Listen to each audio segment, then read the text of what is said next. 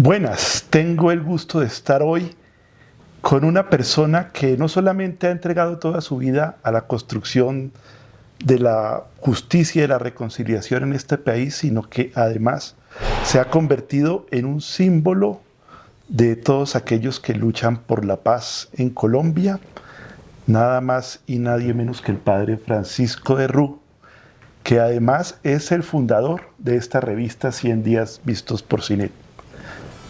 Pachito, muchas gracias por estar acá con nosotros. Gracias, Jorge, por la invitación. Me alegra mucho poder estar en esta grabación de 100 días vistos por Cine.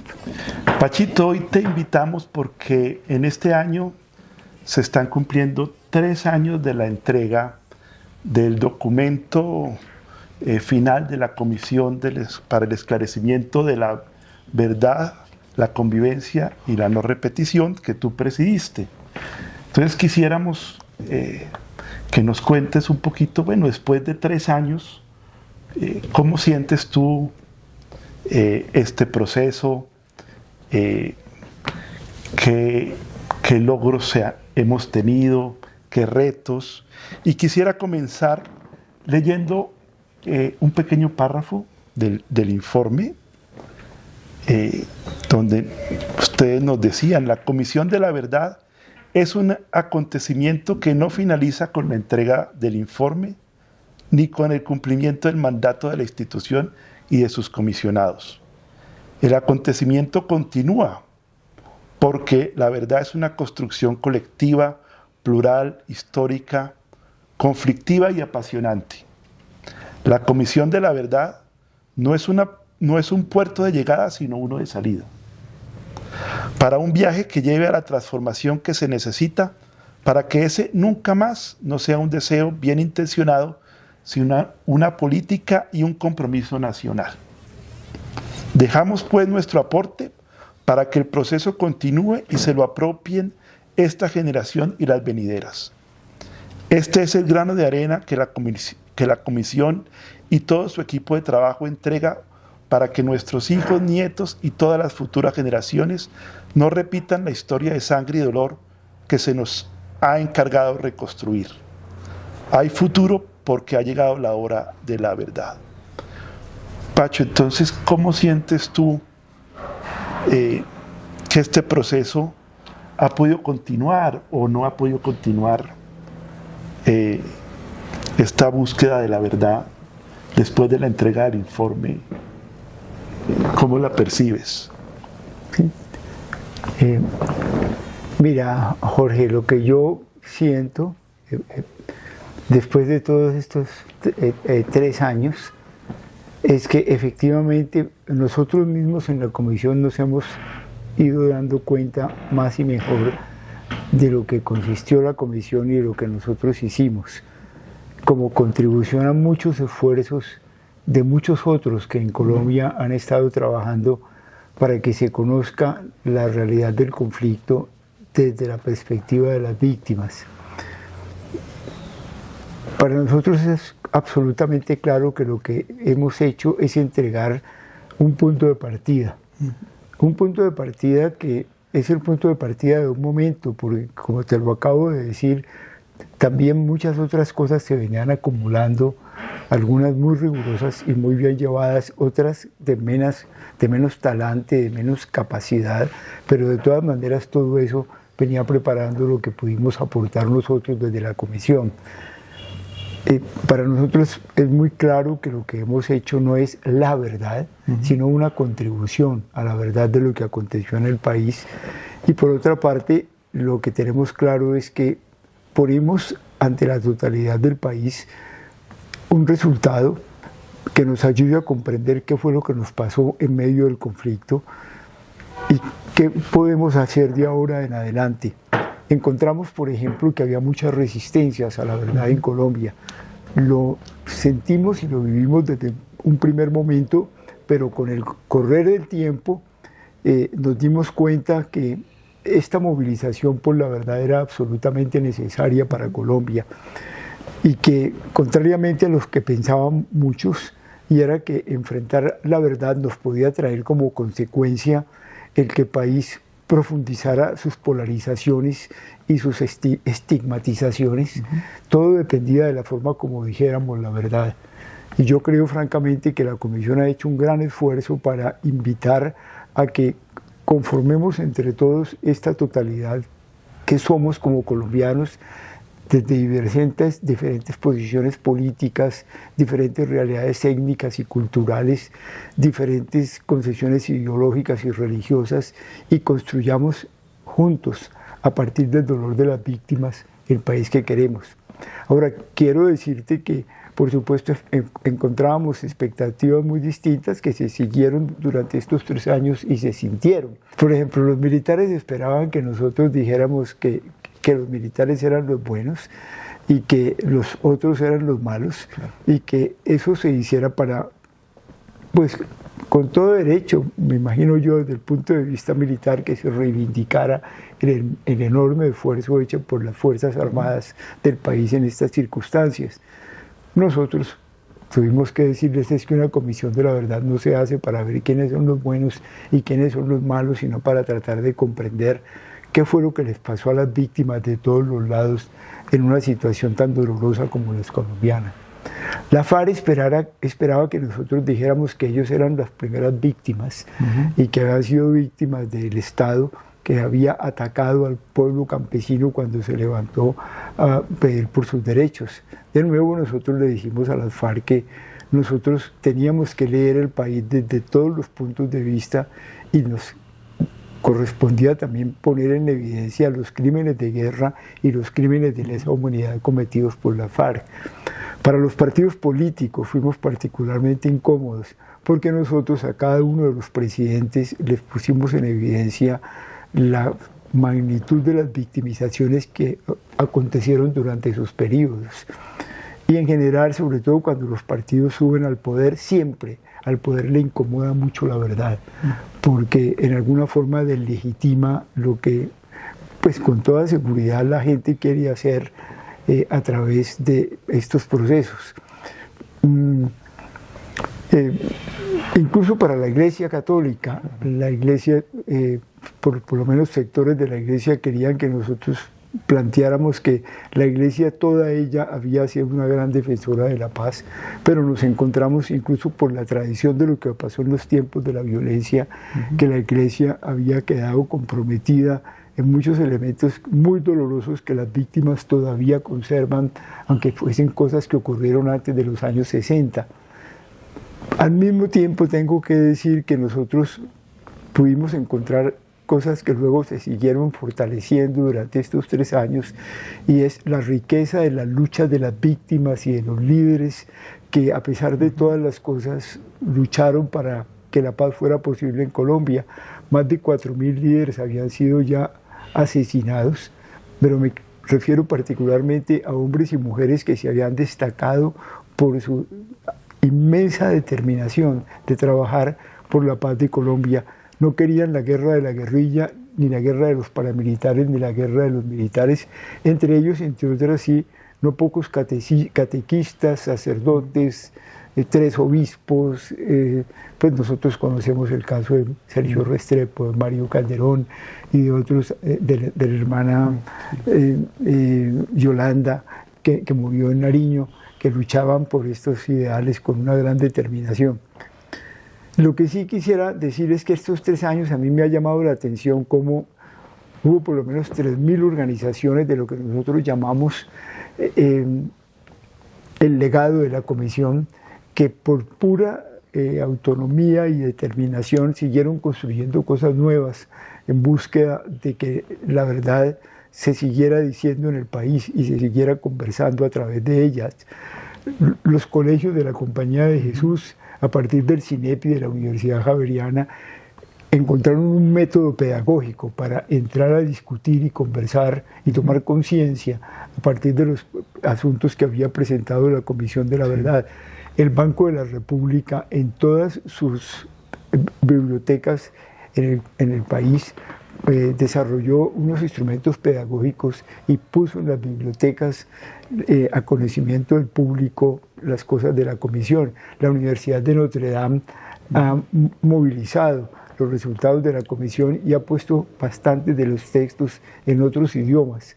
Y eso ha llevado a que se estén desarrollando varias tesis, no solamente de magíster, sino de doctorado, en torno a lo que hizo la comisión. Y nosotros mismos, en una forma u otra, hemos venido, cuando digo nosotros, las personas que trabajamos en la comisión, participando en grupos continuamente. A mí me toca viajar continuamente por el país, invitado a conversar sobre qué se está haciendo, cómo se desarrollan, cómo llevar a las conversaciones las cosas planteadas por la comisión. Me llamó la atención en estos años también la atención de la comunidad internacional. La Unión Europea nos invitó a Estrasburgo para darle un premio a la Comisión de la Verdad. Me acuerdo, ese premio se le dieron a la Sociedad Civil de Ucrania, a la Comisión de la Verdad y a este amigo periodista australiano que fue perseguido en Estados Unidos y que lo han querido llevar a Estados Unidos por decir la verdad acerca de lo que pasó particularmente en el ataque de los Estados Unidos a Afganistán. La alcaldía de París hizo un acto público con intelectuales franceses para discutir los puntos de vista de la Comisión de la Verdad. El pueblo de Guernica hizo una cosa análoga y le dio un premio a la Comisión de la Verdad. Pero más que el premio y esas condecoraciones, lo que me parece interesante es cómo lo que allí se planteó se sigue conversando en una forma muy seria en muchos sectores y en muchos lugares. Repito, no con el propósito de decir aquí está la verdad y todo el mundo tiene que aceptar que esto es así, sino aquí hay un clamor de las víctimas, que es lo que se expresa a través de los libros de la comisión, las conclusiones y las recomendaciones de la comisión, y esto hay que conversarlo entre todos nosotros y buscarle caminos, complementarlo, enriquecerlo, confrontarlo allí donde las cosas no estén claras, y alimentarlo desde muchos puntos de vista. Yo creo, Pacho, que pues esto es algo que nos da mucha esperanza a pesar de tantas dificultades, que como tú dices, haya tantas organizaciones, instituciones aliadas de la comisión, que aunque pues la comisión se disolvió hace 3 años, pero hay muchas personas trabajando para que este legado pues, contribuya a la construcción de la paz. Sin embargo, pues también uno se pregunta, bueno, ¿qué tanto en el Estado mismo ha calado el informe y la responsabilidad de educar a todos los ciudadanos en esto? Recuerdo yo que el primer ministro de Educación de Petro, Alejandro Gaviria, pues había lanzado un programa de La Escuela Abraza la Verdad. No sé si eso realmente se concretó, si esta pudo llegar realmente a todas las instituciones públicas de educación, o tengo la impresión que no está como tan presente ya, digamos, en el grueso del Estado. Sí, yo tendría que decir lo siguiente. Los primeros 6 meses, cuando el gobierno comienza su administración, el informe de la comisión tuvo una movilización pública muy significativa.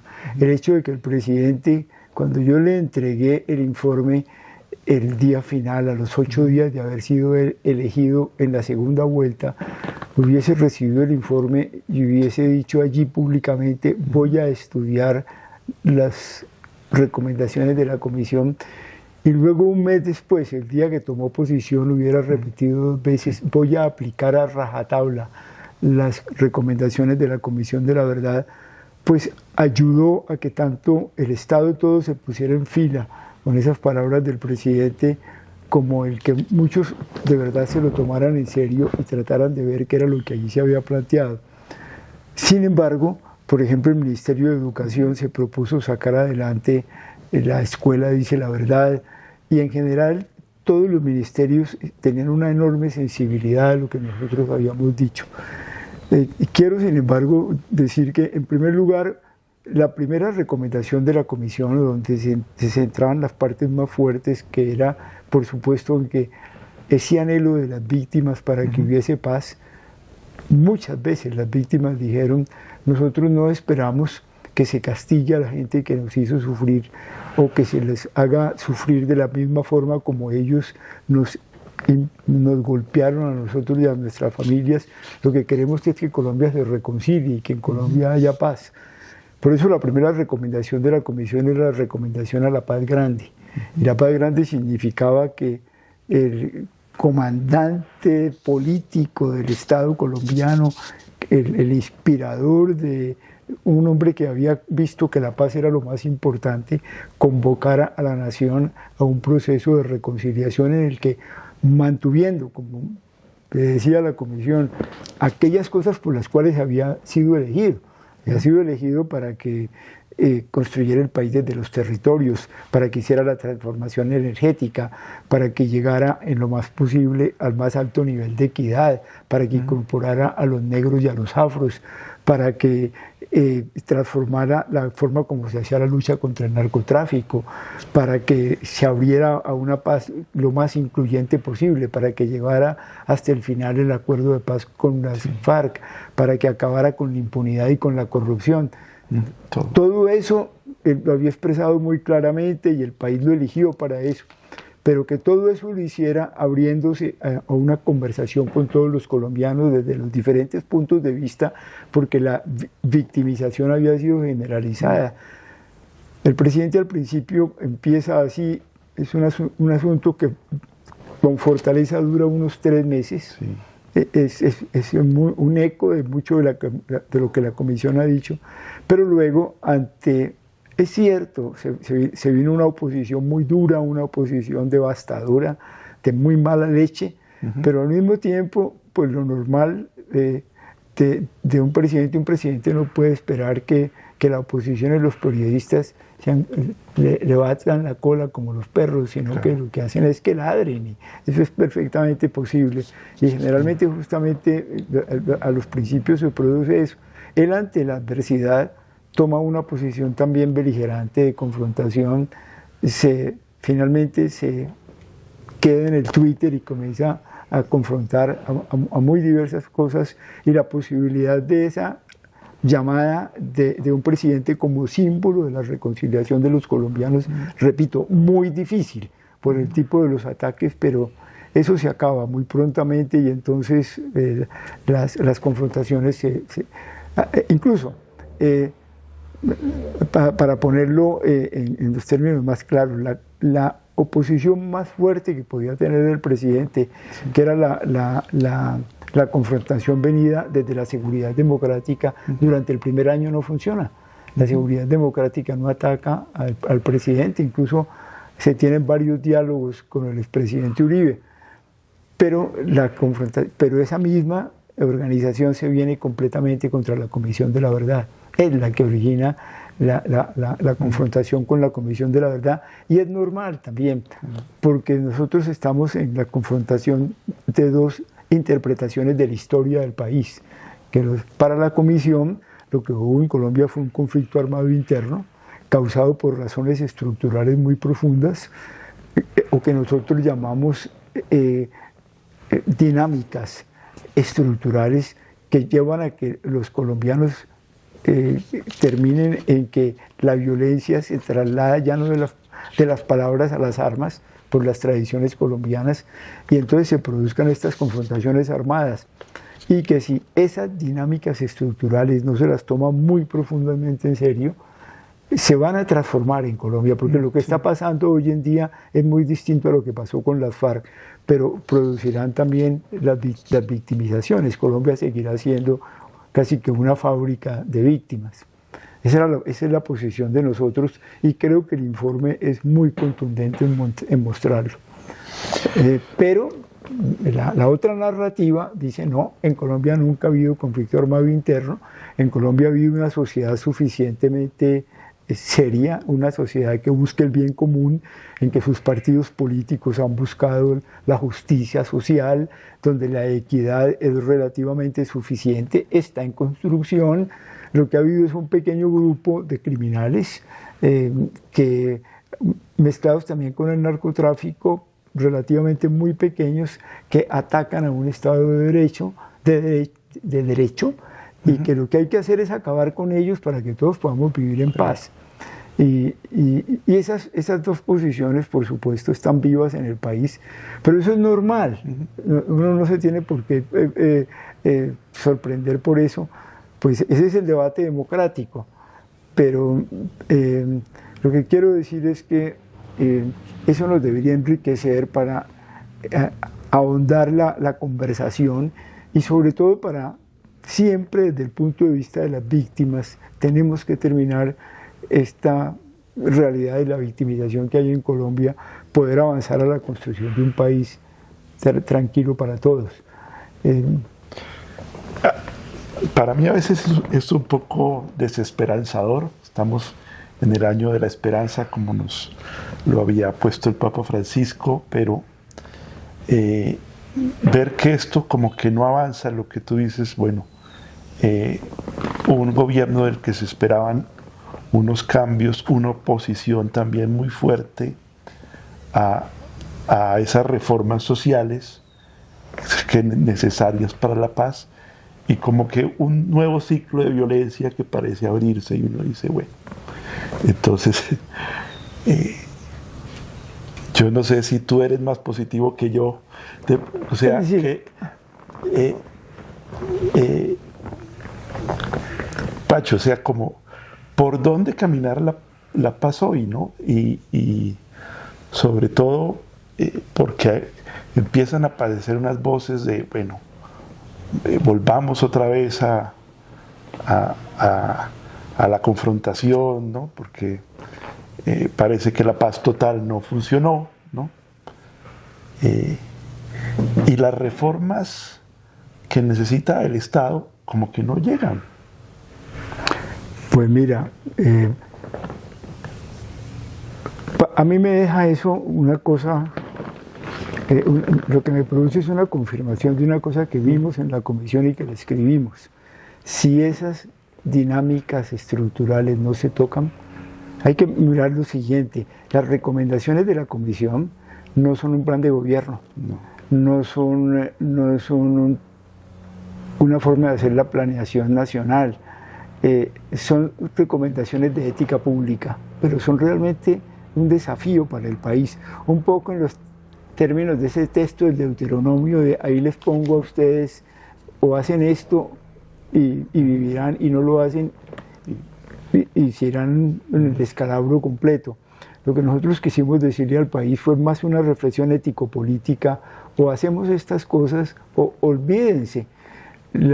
El dolor en el país, el sufrimiento en el país, la profundización de la victimización continuará, no importa quién sea el presidente. Y continuará en la forma como lo vimos.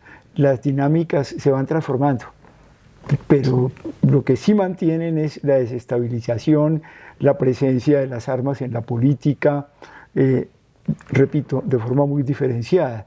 Lo que estamos viviendo hoy es muy distinto a lo que se vivió con la FARC. No estamos viviendo una guerra nacional, no tenemos a 14 frentes de la FARC rodeando a Bogotá, no tenemos al oriente antioqueño absolutamente quieto, que nadie se animaba a moverse, no tenemos los secuestros masivos, no tenemos el acrecentamiento salvaje de las masacres, no tenemos las masacres de 100 personas, 120 personas, 80 personas o 34 personas como en Barranca Bermeja. Tenemos unas masacres de 3 personas, 4 personas a veces 2 veces al mes. Tenemos unos sitios del país, ya no es una cosa generalizada, pero solamente, por ejemplo, de los hombres y mujeres que dejaron las armas, según los informes que acaba de presentar ahora el Comité de Seguimiento y Monitoreo de la Comisión de la Verdad, pues ya teníamos para el mes de marzo de este año 453 hombres y mujeres que realmente dejaron las armas asesinados, y la victimización pues sigue avanzando y en una forma completamente distinta por esa transformación de las cosas. Pero yo repetiría, mientras no enfrentamos enfrentemos esas cosas de fondo.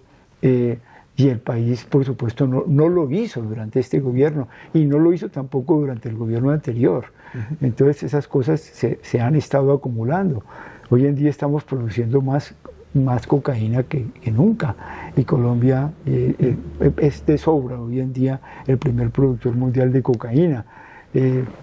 Hoy en día las diversas formas de paramilitarismo se dan. A mí lo que más me preocupa, estaba justamente el lunes en el Cauca, viendo lo que está pasando tanto en el macizo colombiano, como lo que está pasando en el andén del Pacífico, y lo que uno encuentra es todo este fenómeno de la balcanización del país, con ya los proyectos de organizaciones que son verdaderas industrias de guerra militarizadas, que tienen unas cosas muy interesantes, que también las planteaba la Comisión. Mientras el país no entienda que tenemos una serie de territorios muy ricos, primero por su población, la riqueza de las poblaciones étnicas, cultural, creativa, de gran inventiva, tanto los indígenas como los afros, y en su entorno las riquezas de la naturaleza y las posibilidades de la transformación del capital que hay allí, y de una producción que proteja la naturaleza al mismo tiempo, pero que puede producir valor. Y mientras el empresariado nuestro no se dé cuenta de eso, y el Estado, acompañado por el empresariado, no se vaya hacia allá, nos vamos a encontrar con lo que está ocurriendo. Esas organizaciones, que son criminales, pero son también políticas, porque determinan quiénes son los alcaldes territoriales, pagan sometiendo por la extorsión y por la corrupción a la seguridad del Estado. ¿Pero es un reciclaje del paramilitarismo o son formas distintas? ¿Pero es la persistencia de lo paramilitar? No exactamente de lo paramilitar también, porque son las disidencias de la FARC, es el ELN, yo creo que por supuesto que hay también paramilitarismo, incluso para no pocos analistas. Las cosas del Plan del Golfo se las ve más cercanas a alianzas con el ejército. Se dice que de pronto un grupo de esos está con el ejército en contra de otro. Más que eso, son poderes que ya no les interesa tomarse el poder del Estado, pero sí el poder territorial. Pero lo más interesante es que están demostrando que ellos sí están haciendo lo que ni el Estado ni el empresariado colombiano fue capaz de ver, y es la producción de valor en cantidades muy significativas en esos territorios, y la siembra de ese valor en los mismos territorios, lo que hace que las comunidades se peguen a ellos, porque ahí encuentran empleo, ahí encuentran formas de comercialización, de comunicación y de transporte. Un Estado precario local se subordina a eso, porque es la única forma de poder vivir ante tanto poder, pero pues claro, son poderes tiránicos, donde los niños tienen que ir a la guerra en el territorio, donde todo el mundo vive sometido a condiciones de terror, en el sentido de que usted funciona según esto, o váyase, porque aquí se muere. Perdón, pero en muchos de esos casos he percibido que eso está muy ligado también a actividades mineras. Absolutamente cierto, porque es que escogen las formas de producir valor en los territorios. Claro, pero ahí también, digamos, hay una conexión con las multinacionales, y recuerdo yo una de las críticas que se hacía en su momento, algunos hacían al acuerdo con las FARC, era, bueno, decían, caricaturizando un poco, decían, la paz de Santos es, salen las FARC de los territorios y entran las multinacionales, ¿no? Entonces, es un poco de caricatura, pero también le parece a uno aterrador muchas veces, digamos, todos estos conflictos en los territorios también en torno a la minería y a una economía, en último término, de destrucción de la vida, ¿no? Que no creo que nos vaya a conducir a la paz. Pues creo que estás tocando un punto que es evidentemente muy importante y es cómo se puede producir valor en esos territorios. Y por supuesto, en este momento, en esos territorios, la tendencia hacia ir disminuyendo, pero no por ahora, pero sí es cada vez más fuerte. Lo que pasa es que se han combinado las dos formas de valor muy fuertemente, en lugar de correr los riesgos que tiene la producción de la coca, porque es criminalizada inmediatamente, la concentración en el oro, cuando la onza del oro está a $3.300, es una barbaridad el empuje que hay en las comunidades para sacarte 2 o 3 onzas de oro en un día, que te produce una capitalización muy rápida y les produce a estos tipos una capitalización muy rápida. Y eso también, por supuesto, en un momento en que desafortunadamente el país fue repartido en concesiones mineras, en momentos anteriores, no durante este gobierno. A mí me pones en un tema que es difícil porque yo sé que en la minería llamada legal hay en este momento muchas ilusiones sobre Colombia y a mí me preocupan enormemente. Personalmente, yo soy de la posición de Colombia no debe ser minada por nadie. A mí me preocupa más la minería legal que la ilegal, porque la ilegal es de pequeños. Es de pequeños, pero la legal es de pequeños, pero hoy en día tenemos, yo no quiero equivocarme en las cifras y tampoco las tengo, pero yo estoy convencido que hay por lo menos 3.000 retroexcavadoras ilegales de minería criminal, protegidas por estos grupos y protegidas por las guerrillas o Clan del Golfo o lo que sea, y que en torno a esas máquinas las mismas comunidades las protegen, porque las máquinas le permiten a la gente coger el residuo de lo que ellos no toman, y después de despedazar los ríos. Los ríos, miren, los ríos de la cordillera de San Lucas que están totalmente desbaratados, y en este momento están desbaratando los del Andén del Caribe, y los del Chocó, del Pacífico, los del Chocó. Terrible. Pero eso ya es incluso, es minería criminal.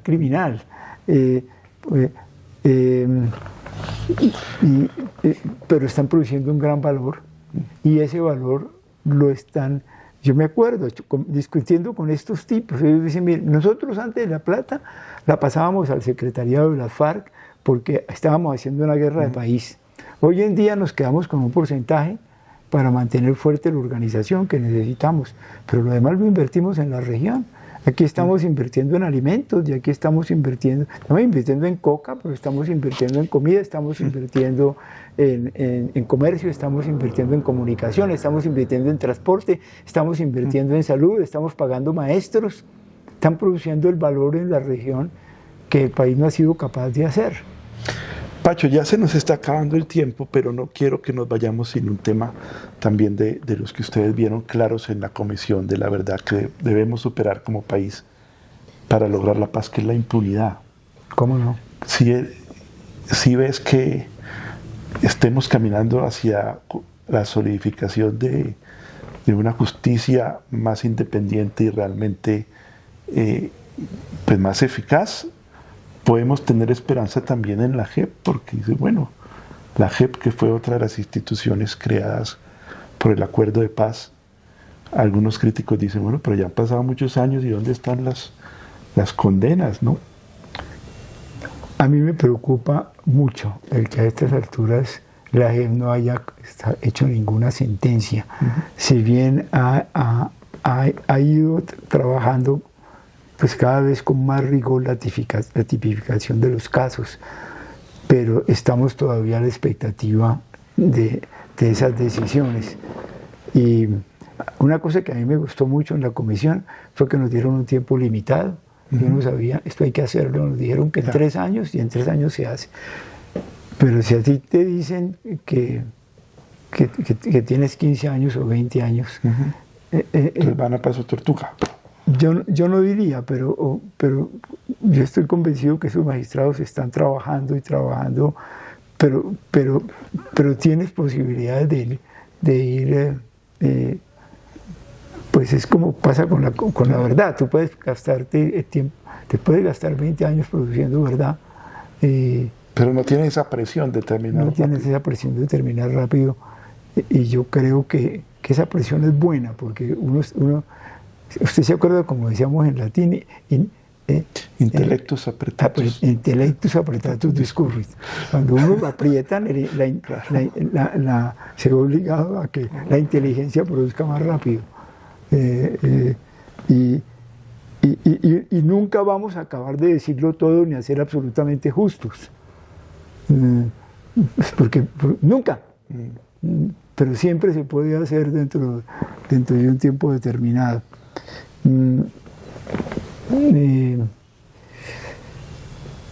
Ahora, yo soy optimista. ¿Sabe de qué soy yo optimista? De que este país se dio cuenta de la importancia de la verdad. Este país ya no se queda callado. Y la gente insiste en que se conozca la verdad de las cosas.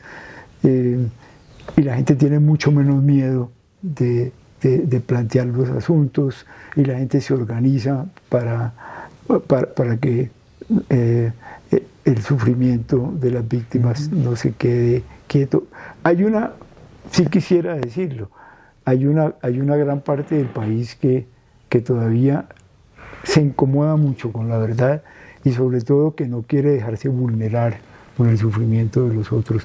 Fíjese lo que pasa con Gaza, usted que ha estado tan metido. Hay gente que no quiere que se le hable de eso, y no quiere verlo, y no se da cuenta de que realmente es un genocidio, o como decía recientemente esta comisionada de Naciones Unidas, no decir que es un genocidio es una posición política. ¿Sabe? Ahí está la verdad, y usted no la quiere decir porque lo incomoda o porque le quita prestigio en su mundo político. ¿Sabes qué me llamó mucho la atención? Estuve hace poco con las madres buscadoras de la escombrera y con algún grupo, con Javier de la Comunidad de Paz de San José de Apartado, y en ambos casos hablaron de Palestina. Mira, o sea, las víctimas sí tienen esa sensibilidad de lo que le pasa a otras víctimas en otra parte. Claro. Pero a veces nosotros no, como que si hablamos de Palestina, entonces es porque no queremos hablar de los problemas de acá. Es como Por eso una de las... hay un par de recomendaciones de la comisión que a mi juicio no alcanzaron la fuerza que nosotros queríamos. Primero, que se creara un Ministerio de Paz. Sí. Y ahí veo que en este momento ya dentro del gobierno se ha vuelto a la discusión, pero pues estamos ya, este gobierno se acabó. Pero también, y entonces tengo que decir que de todas maneras nosotros hemos encontrado en todas las instituciones del gobierno mucha acogida. La semana entrante la Defensoría del Pueblo hace un acto con la Comisión de la Verdad para, si tú quieres, reforzar y relanzar a través de todos los mecanismos de la Defensoría las cosas de la Comisión, por pura decisión de la Defensoría. Eso no se ha acabado. Pero pues nosotros sí fuimos muy claros en que aquí hay que hacer en serio un ministerio de paz. Y hemos lamentado mucho cómo la paz se despedazó en una cantidad de instituciones haciendo cosas, en un consejero de paz que no tiene el poder de un ministro, que se puede sentar con el presidente y con todo el gabinete cada 8 días con la misma estatura de poder burocrático que tiene el ministro de Hacienda y la ministra de Educación y el ministro de Agricultura y el ministro de Defensa, y puede hablar de igual a igual, y tiene un presupuesto comparable, y tiene gente en los distintos departamentos, y puede hablar de igual a igual a un gobernador o por encima del gobernador. Pero eso mientras lo maneje el que sea, un consejero de paz que le hacen caso o no le hacen caso, y una cantidad de instituciones haciendo cosas, a pesar de que recientemente se creó una unidad coordinada, una secretaría coordinadora de todas las cosas de paz. Y la otra cosa que he echado de menos, que era la parte ética y cultural, nosotros insistíamos mucho en abrir no solamente a la historia del pueblo, a las universidades y a los colegios, no la historia de los presidentes o la historia del ejército, sino a lo que pasó con nuestro pueblo, la educación de nosotros, sino hacerse vulnerables, que es la víctima colombiana vulnerada por el sufrimiento de la gente de Gaza, y los colombianos sintiendo lo que está pasando en este momento en cualquier parte del país cuando matan a víctimas o cuando dejan encerrada a una comunidad. Claro. Mientras tengas eso, un país puede avanzar.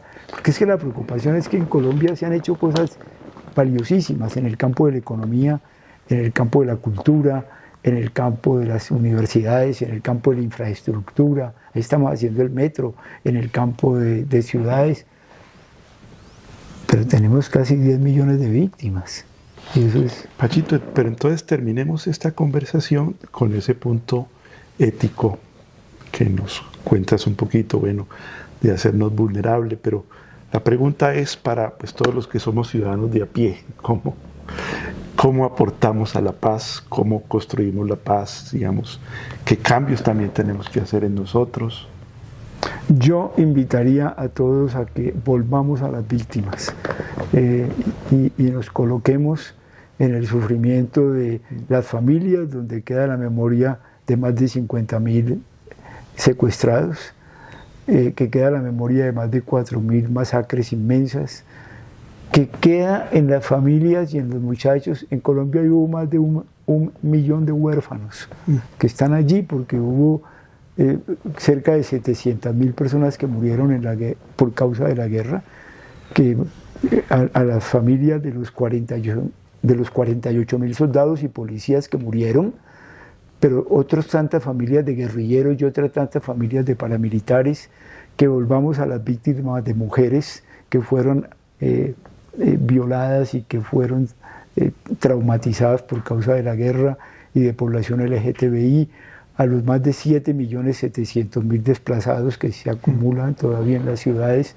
y que están tratando de encontrar caminos, que tengamos presente a lo que pasó con la destrucción de la naturaleza, y que hoy en día, después de la guerra, se acrecentó brutalmente la destrucción de los bosques, de los ríos, de las selvas, de las especies, que sintamos al país desde allí, pero no para ponernos a señalarnos unos a otros. Pues claro que hubo responsabilidades, ahí la Comisión pone cifras y las instituciones de derechos humanos, pero no es para ver a quién pelan y a quién estigmatizamos, sino a que comprendamos qué fue lo que nos pasó y por qué tenemos nosotros que seguir siendo un territorio donde se destruye la vida humana así.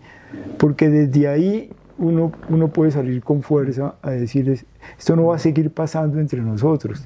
Y también invitaría a que todos los días empiecen, porque hoy en día es inmediatamente fácil, después de ver las víctimas de Colombia en el día pasado, ver las víctimas de Gaza y ver la gente que murió en Ucrania y que murió en Sudán y que murió en el Congo, porque eso nos mantiene vivos.